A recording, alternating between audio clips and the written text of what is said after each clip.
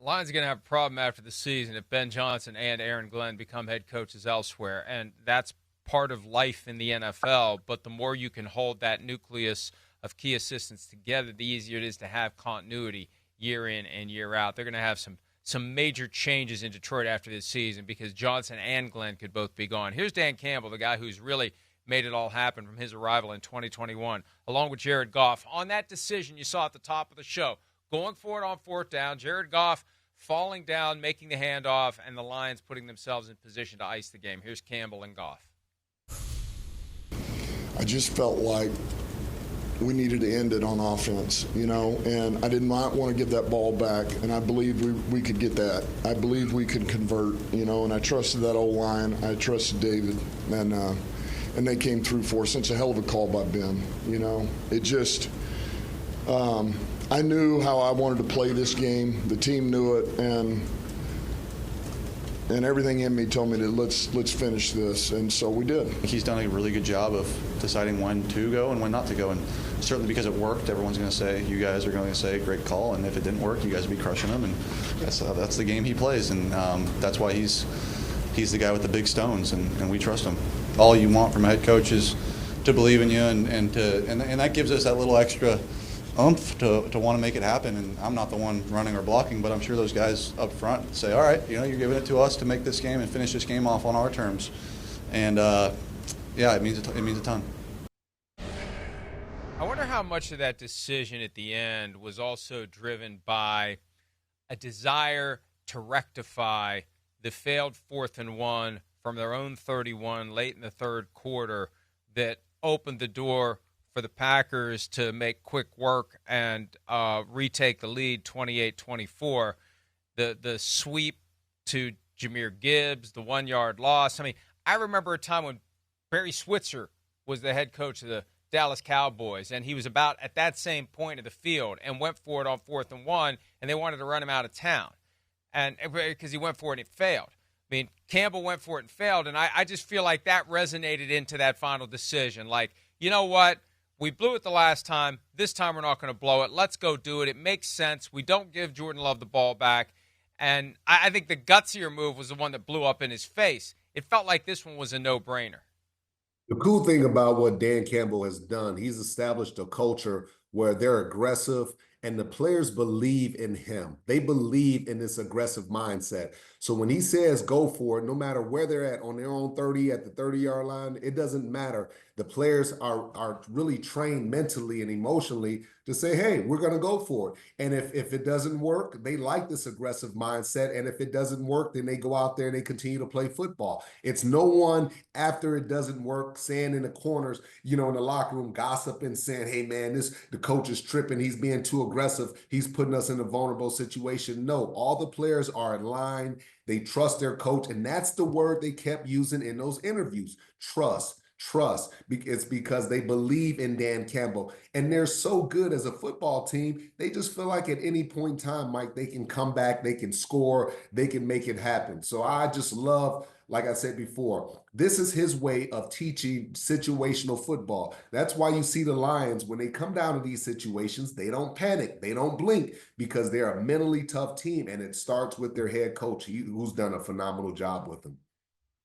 They've had a great blend this year, Rodney, of blowouts, but also these nail-biters where they've had to find a way to deliver. And I'm a firm believer that the more you experience that in the regular season, the less likely you are to freak out when your entire season is riding on it in the playoffs.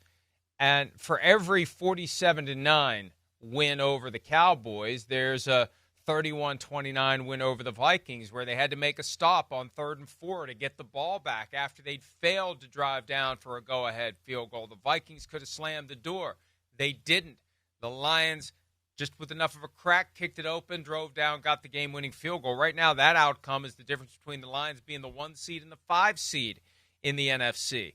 So it's that we can, from time to time, find the gas pedal and just run away with it, to, our foot slipped off the pedal and you came back and you took the lead, we're still going to find a way to beat you.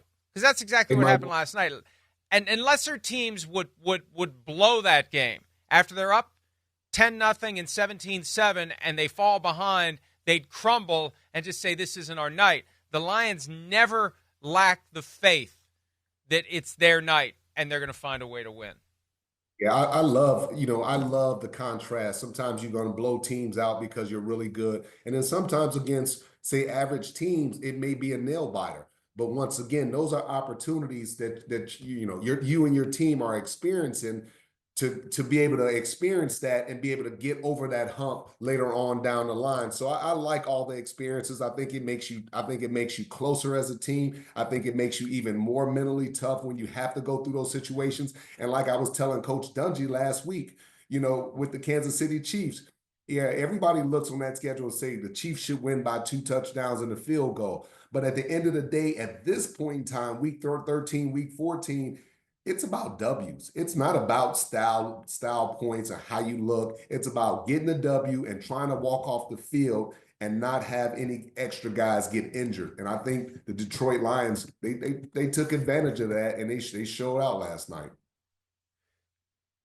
It makes me wonder, though, how these playoff games are going to go now that they've clinched a berth along with the Bills and the Chiefs. And who knows if they'll be the number 1 seed. I looked at their schedule last night. Bills next weekend are coming to town. They've got 2 outdoor road games, and they've only played 1 outdoor game all year. They go to Chicago. Who the hell knows what the weather's going to be? And we know what happened to Jared Goff in Chicago back in 2018. Then they have to go to San Francisco for a Monday night game. It could come down to Vikings at Lions, not just for the division title, but for the number 1 seed in the NFC. There was that 1993 Cowboys-Giants game where Emmitt Smith played with a shoulder injury and was superhuman and delivered the 1 seed for the Cowboys on their way to the Super Bowl. But when we get to the playoffs, if they are the 1 seed, which Lions team is going to show up? The one that will blow you out, or the one that is like, the cat that plays with the mouse before the cat decides to take care of the mouse? Maybe one of these days the mouse is going to win. I go back to week 2, and credit to the Tampa Bay Buccaneers. I don't know how the hell they won in week 2 over the Detroit Lions in their building. That's the only team that's beaten them. And, I've been saying the Lions don't want the Rams to come back. The Lions probably don't want the Bucs to come back either, because the Bucs had something figured out in week 2. Let me tell you something. It's for you to sit there and most people to say, hey, the Lions don't want this. The Lions don't give a damn about the Bucs and all those different teams you're talking about. The Lions are focused on one game at a time, one day at a time, getting better. The schedule is who it is. You got to play who's on the schedule. What are you going to say? No, I agree with you. Look, the Lions are having their best season ever.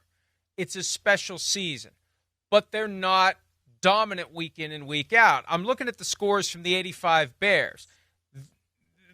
They weren't in a bunch of nail biters. They lost a game late in the season to the Dolphins, but they had that whiff of dominance more often than not. So when they got to the playoffs, I'm going to give you a prime example. Hold on. I'm going to give you a prime example. I was on a team that went 16-0 in the regular season. We blew out a lot of teams, but we also had a lot of close games.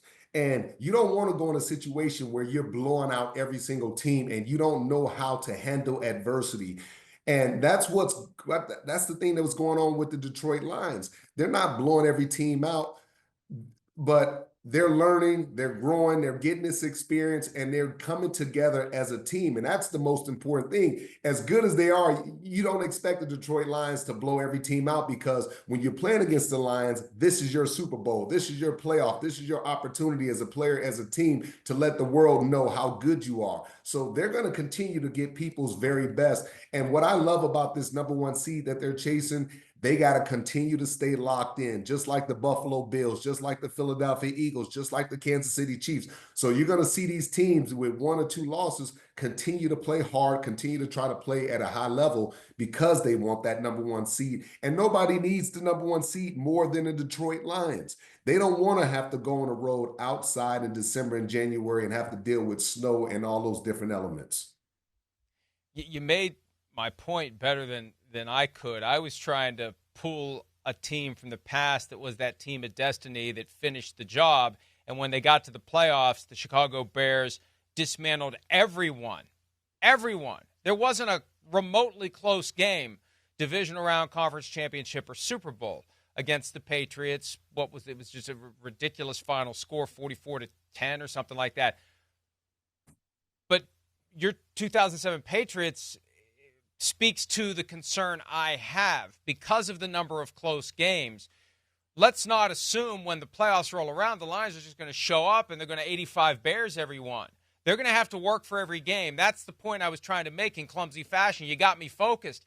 These games, when January rolls around, are going to be must-see TV because they're probably going to win, but it's going to be a hell of a ride. And it's going to require Dan Campbell to show some stones and make some calls. And some of them might blow up in their face. The next time Jared Goff's falling down when he's making a handoff on 4th and short, maybe he won't deliver the ball. So it's more entertaining than watching the 85 Bears. It's more entertaining than watching a team that's wire-to-wire dominant.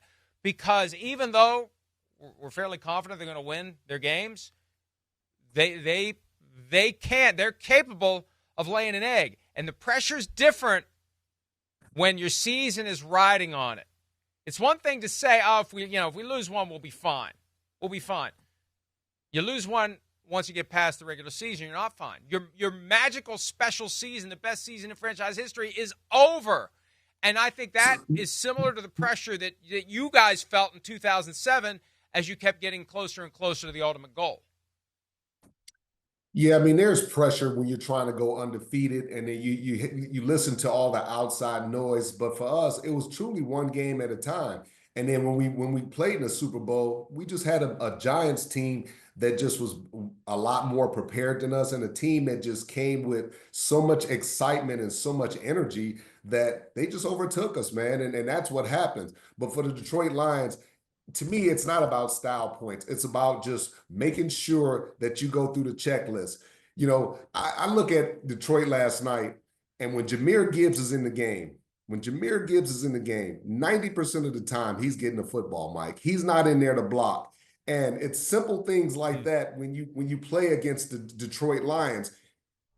The majority of the time that he's in the game, he's getting a football, and he's their best player. They try to hide it with Montgomery and some of these other guys, but this football team is not what it is without Jahmyr Gibbs, his speed, his explosiveness, and the things that he can do on the football field. He is the special player on their team. David Montgomery is a solid, really good back. But this guy is special. He's the best player on their offense, and he really opens up this offense, Mike. But you know what, though? Jeff Hafley and the Packers defense apparently had a plan for him last night. You take away that 20-yard run that we showed, he had 14 carries for 23 yards. They bottled him up. Even with the 20-yard run, he averaged under 3 yards per carry. So what you're saying, that becomes a tell at this time of the year. Hey, 26 is on the field, he's getting the ball. They need to start using him more and not giving him the ball, because as we get closer and closer to the playoffs, that's when it all crashes down, when all that film's out there, all your tendencies are out there for the world to see. You come up against a Bill Belichick brain, somebody who's going to process everything you've done, and you know, maybe that's one of the reasons why Gibbs didn't have more production last night. Teams are cluing into this idea, key on him every time he's on the field. Let me say this too, Mike, and it's simple things too. Like when he's in the game and you know it's in a passing situation and he does that little angle route. Well, all I'm doing is, as a defensive coordinator, as a little adjustment, I'm telling him, hey, if you see him offset, when you go rush the quarterback, give him a little forearm right in his shoulder to slow him down. If you hit him, you knock him off his route. That throws off the timing of the route. So it's little things when you play against the Detroit Lions that you have to know from studying and watching them play. When Jahmyr Gibbs is in the game, I'm yelling, hey, it's a run, cover Jahmyr. I'm calling it out because that's the play that they ultimately want. They want to get him the football. He's not there to block. He's 195 pounds, 200 pounds. He's not there to block. He's getting the football. Hi, it's Mike Florio. Thanks for watching PFT on YouTube. Hit subscribe for the latest news and analysis from Pro Football Talk.